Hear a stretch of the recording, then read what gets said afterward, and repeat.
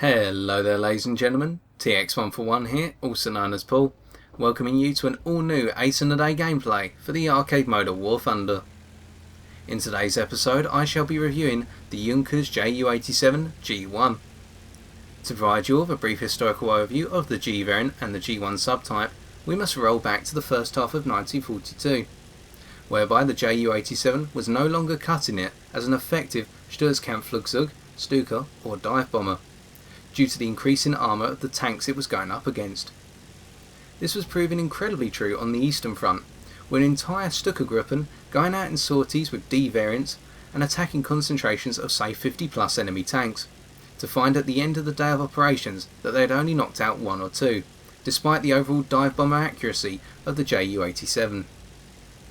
Rather than wait for a new and reliable ground attack aircraft which was meant to materialise in the form of the Henschel HS-129B, it was decided that the G variant of the Ju-87 would be formulated in the spring-summer of 1942. This was achieved by converting D3 or D5 subtypes to carry a pair of board cannon or onboard 37mm Flak 18 cannons, one under each wing just outerboard of the main non-retractable undercarriage. Following test flights of a converted D3 in the summer of 1942, this D3 was to form the basis of the G1, and the G2 subvariant was to be constructed out of a conversion of the D5. To tell the two aircraft apart, you have to look at the G2 and realise it has a slightly larger wingspan, as this was a feature only attributed to the D5 variant of the Stuka. Both planes however had the same engine as the D variant, a Junkers Jumo 211J 1410 horsepower inline engine. And so, with the prototypes being constructed and proven to be effective, the G variant was introduced to full combat service at the start of 1943, proving its worth despite the fact it was slow and unwieldy in its nature, making it a very easy target for enemy fighters. Seeing service only on the Eastern Front, in the hands of a capable pilot such as Hans Ulrich Rudel, a legendary Stuka pilot, it could prove absolutely devastating, with Rudel during his entire history of his G1 racking up 519 Soviet tank kills, and is even attributed when flying a G1 to perhaps being the cause of death for the hero of the Soviet Union, Lev Shvestakov, on March 13, 1944. However, the G variant was to soon be phased out of service by the autumn of 1944, relegated to night combat groups or Nachtschlachtgruppen, with the Focke-Wulf 190 F and G ground attack variants replacing it in day operations. Nonetheless, there was always one group on the battlefield during the day in G variants up to the end of the Second World War, and that was Rudel's Gruppe, and they formed a legendary group. And so, with that being said, let us see how the G1 handles in War Thunder. Ergo, our gameplay for today is taken from the ground strike map Paradise Island, using the following setup. Air target belts for the 37mm cannons, reason being these belts comprise solely of high explosive fragmentation rounds. These rounds, if instant on the target, have a very high probability of achieving a 1 or 2 shot kill. Additionally, the lack of a tracer works very well against those who are less observant of players' presence behind them, whereby if they are looking for a tracer to whiz by the cockpit in order to indicate that they are being pursued, the lack of a tracer here will not permit for that, and so this will afford you a second chance on target. We complement this with a 400m gun convergence, reason being that our style of play will implement an extended distance turn fighter style. We do not have the speed nor the acceleration in order to keep our opponents within a distance of 300 meters or less, so instead we opt to keep our opponents within a distance of 350 to 600 meters and therefore have the 400m gun convergence in order to compensate for this. We are also not using vertical targeting. The reason for this is a personal one, whereby I have found that having vertical targeting enabled has led to me being a lot less accurate in my shooting. For our rearward facing 7.92mm machine gun turret, we are using the armour piercing tracer belt, as the glare of the tracer coming towards us out of the screen is a very good indicator of when we have an opponent behind us.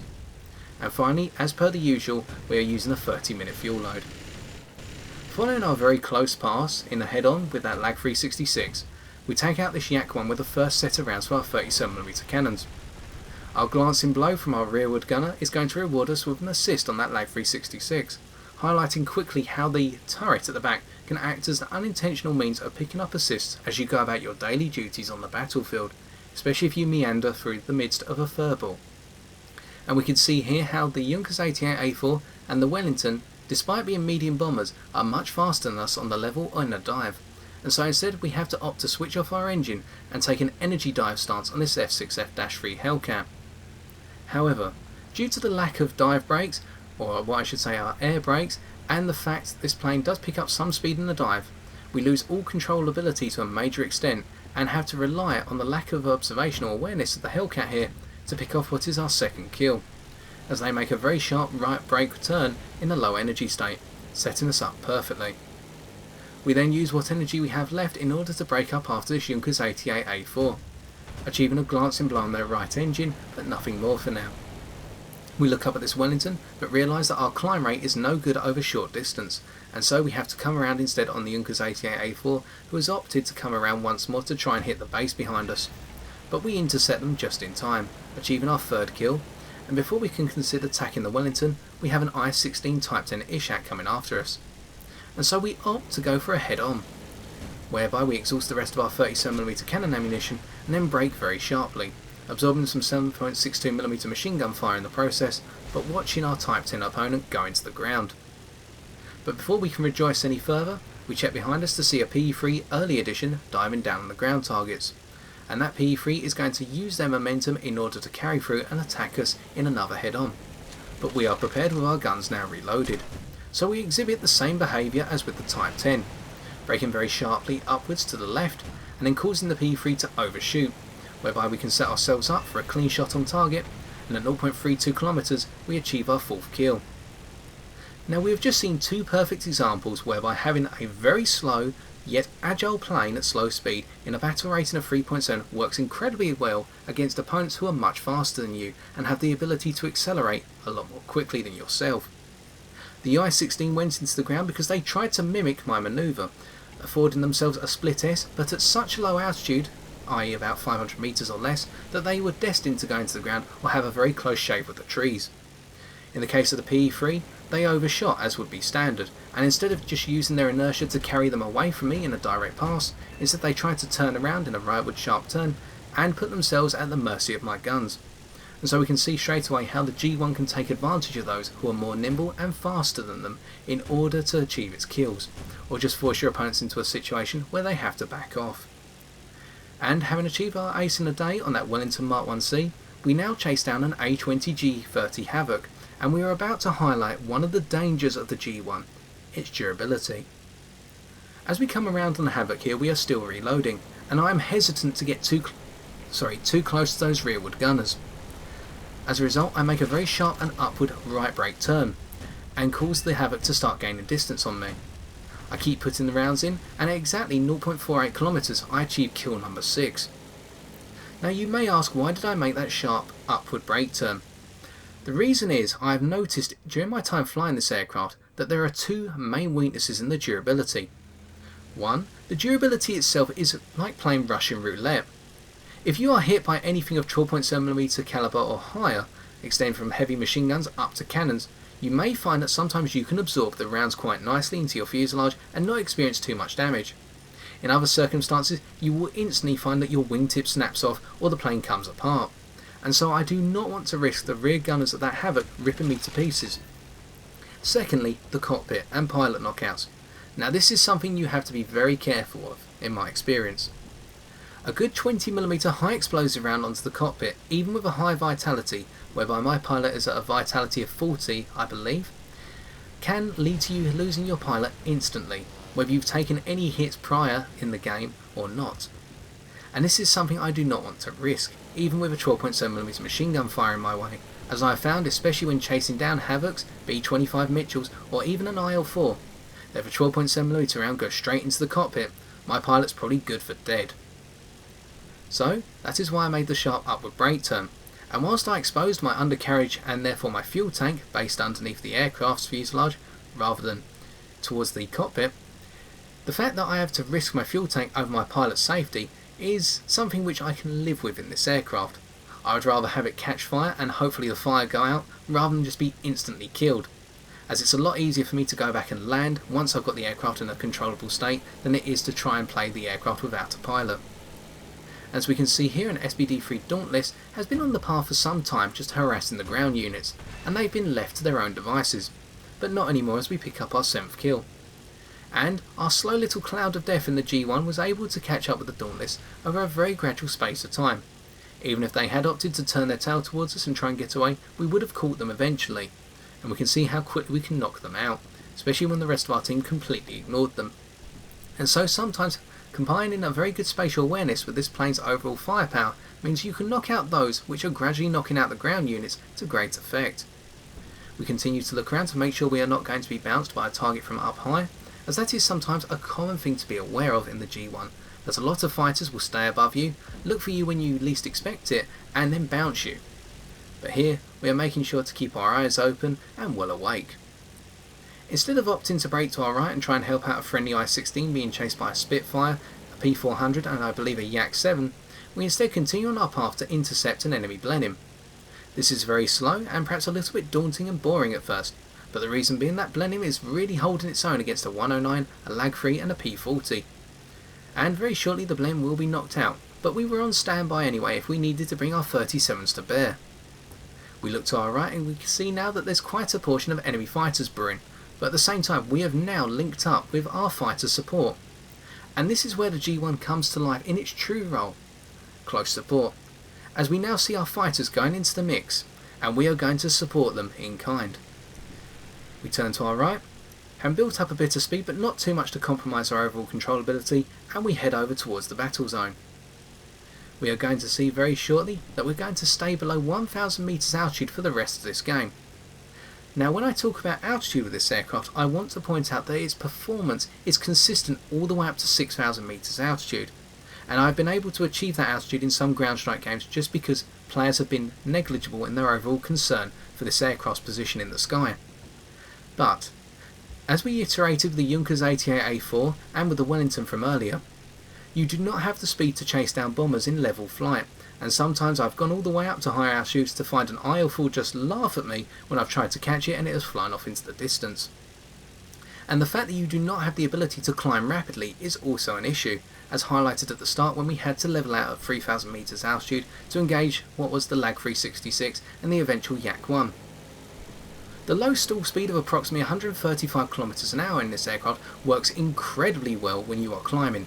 It is akin to say an A6M Reisen, whereby you can continue to climb without levelling out for extreme distances, but this is a very slow process and can be intercepted by the more powerful fighters such as the Messerschmitt 109 F4 or say a Spitfire F Mark 9. And speaking of Spitfires, we now have an enemy Spitfire Mark 2B here coming directly towards us. They miss with their 20mm cannon rounds but achieve a glancing blow with their 7.7mm machine guns. But here the Spitfire, despite being the same battle rating as us, i.e. 3.7, and almost as manoeuvrable as us, loses a good portion of their energy when they have to apply landing flaps and at the same time cut their engine to keep behind us. And what this means is we can continue in our turn fight in this sort of horizontal barrel roll. And very quickly we force the Spitfire Mark 2B to overshoot, with our first set of 37mm cannon rounds going straight into their oil tank and left gear leg, and we come around a little bit quicker than themselves now that they are shaken to achieve what is our 8th kill. So we can see there, even when going up against more manoeuvrable opponents, and this applies to KI-43s and even the venerable B7A2, we are able to outmaneuver them due to our low speed but very nice and consistent nature in this aircraft. And we follow through by knocking out an F2A-1 Buffalo, attacking our friendlies, and finishing off a Kitty Hawk that was being pursued by 3 of our friendly aircraft. Again we fulfill our close support role very nicely and showing our friendlies that you do not need that many fighters to knock out one aircraft when you've got a pair of 37mm cannons on standby. At this point we missed the Lightning where we could have had a triple kill, but we have to continue to turn with the Lightning to ensure that they do not come around and hit us in the back, as their 20mm centrally mounted cannon will knock us out very quickly. So instead we stay in a safe spot, right behind our opponent and in the midst of our friendlies, before breaking sharply to our right once the Lightning is in the ground, and we take Hans-Ulrich Rudel's approach at this point. You stay low, and you gradually make your way out of the battlefield at a slow pace. Reason being, this is the easiest way not to draw attention to yourself, and if your opponents do come after you, you've got the ability to make a very slow turn and therefore cause them to overshoot. At this point we continue to look behind and we notice that there's a Ju-87 coming in along with some more enemy fighters from the spawn. But due to the supremacy of friendly fighters within this region in close proximity to the spawn, we are going to hang just off to the side and look for those which break through to attack the ground units, i.e. the bases more predominantly now, or those which come after us. And we continue to keep looking to our right, but nothing transpires, and so instead we head back in, noticing the P-40 Kitty Hawk chasing down a friendly P-400, and a Heinkel 112 also coming into the fray. So as we can see here, despite the fact that our performance does not really alter at low, medium or high altitude, by sticking to a low altitude we can support our friendlies in the midst of the furball, and also we are on standby to react a lot faster and in a controlled nature. We tried to get a pot shot on that Ju-87 B2, but we just did not give enough lead, but we corrected it for our 11th kill on that P-40 Kitty Hawk there. And as we loop up, we try to go after what would be a Ju-87, the same one from earlier, but then we instead realise that that Ju-87 is being pursued very closely by an I-15 biplane, and so that Ju-87 is good for goners. We try attacking the Heinkel 112 V5 here, but we just cannot get a shot onto target, and none of our team can.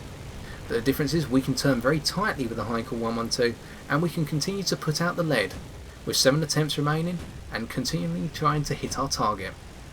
We get a glancing blow, and we finally pick up our 12th kill, which will be the final for this battle. And at this point we are now going to move on to other adventures with the G-1, not in terms of a different gameplay, but how this aircraft plays out in the stock grind, and in general once you've got it fully upgraded. Now we've covered the durability, we've noticed that the firepower is incredibly potent, the controllability of this aircraft is exceptional at low speed. And really, if I had to put this in a speed range, I would recommend keeping within a speed range of 200 to 250 km an hour. But please be aware, you have the ability to drop your speed to 150 and maintain the same control responsiveness. And here, as we stay towards lower altitudes and in the midst of friendly aircraft, we now begin to knock out the ground units. These are the ones which can be knocked out by high explosive rounds very easily, howitzers, AAA batteries, stuff which is very susceptible to even the lightest of machine guns. But when I first started grinding this aircraft out with a default belt, I was using the belt which has the combination of high explosive rounds, i.e. the ones we're using here, and the HVAP-T rounds, also known as high velocity armour piercing tracer. Now the stock grind was incredibly easy because on maps such as this, once a good portion of the enemy and the friendly team had been thinned out, I could gradually make my way around the battlefield at a very low altitude. And as we can see here, the very powerful rudder coming to life as we turn ourselves around. And what this means essentially is you can begin to just harass the ground units, with the high explosive rounds doing all the work on the AA batteries. Meanwhile, medium tanks, if attacked from behind and from above at a slight angle, are susceptible to your high velocity armour piercing rounds. And due to the tracer on these rounds, you know when you're flying high explosive, and at the same time you know when you're firing the armour piercing rounds. So this makes for a very quick way of building up ground target kills and at the same time knocking down aircraft in a fashion such as displayed here. And if you are looking for that sort of intermediary role, whereby you can change from fighter attacker to ground unit attacker when and where you want, I would recommend sticking with the default belt instead, as I sometimes postulated in my own mind. Unfortunately here, the enemy Typhoon Mark 1A does ram into our PBY-5A. I was hoping to get a kill, so I decided to use their wreck as target practice, and as I break around I notice that the enemy PBY in the distance is gradually getting away, and the game has now concluded. But nonetheless, what a long and rather exciting game for a slow aircraft. Let's take a look at some post-game stats.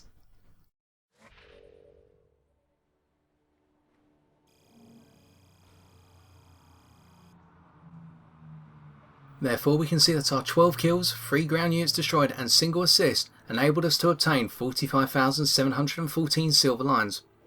On top of this we had 1,419 research points, with 568 going towards our continued work on the Heinkel 162A2 Salamander.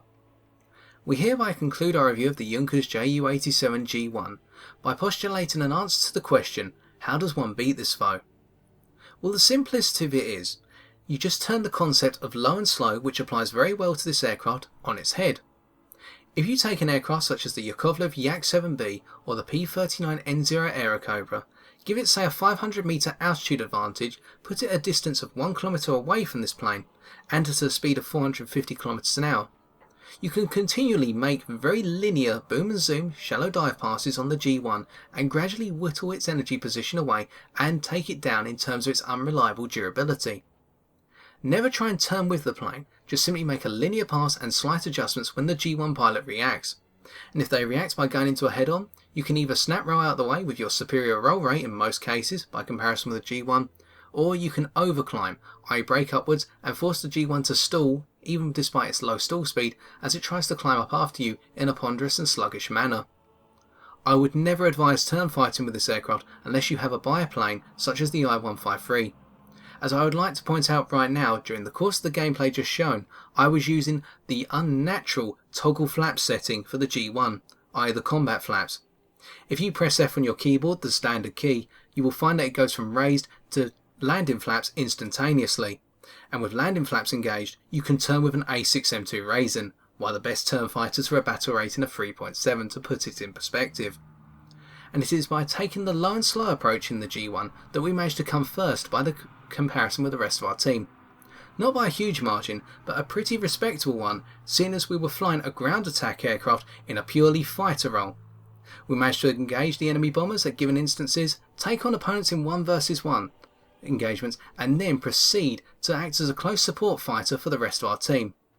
And so, ladies and gentlemen, if you are looking for a ground attack aircraft that can double up as an anti-fighter when and where appropriate in low altitude space and at low speeds, look no further, for I give you the Ju-87 G1, the ultimate close support aircraft. And so with that being said, if you've enjoyed this video, why not leave a like, comment or subscribe for future War Thunder videos on my channel. Yet until next time, ladies and gentlemen, take care and good luck in the skies.